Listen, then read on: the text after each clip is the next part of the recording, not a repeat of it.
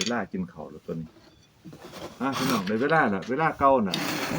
3:30กินข้าวมื้อนี้มีหยังกินหลายอย่างมื้อนี้โอ้ออมไก่แม่ไข่ก็ปิ้งขาไก่แม่ไข่ทั้งออมทั้งปิ้งโอ้จานข้าวกับจานใหญ่เฉพาะเด้อกินเบิดนี่ก็สิกลับเป็นผู้บ่าวคือเก่า เมียเลี้ยงดีแฮง จากน้ำหนัก60ขึ้น78ถึง80หรอมีแต่แนวเฮ็ดสู้กินได้เมียก็ได้บ่มีแล้วก็จมแล้วต้องวันแหตัว ตลาด ตลาด อยากปลาก็ลงน้ำอยากไก่ก็ไปทั้งโคก กินปลากันแล้ว เลี้ยงพอได้กินจะบ่ได้ขายจะกินเอาไว้กินเจ้าของเศรษฐกิจพอเพียงไปอยู่เป็นเดือน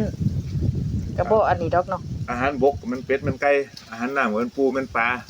กุ้งซั่นล่ะเหมือนบ่ได้ใส่กุ้งส่วนท้ายมือแล้ว เดี๋ยวจังเราได้แซ่บบ่ได้แล้วมันยกปัวให้เราก็เทียบมากเลยแล้วก็แซ่บ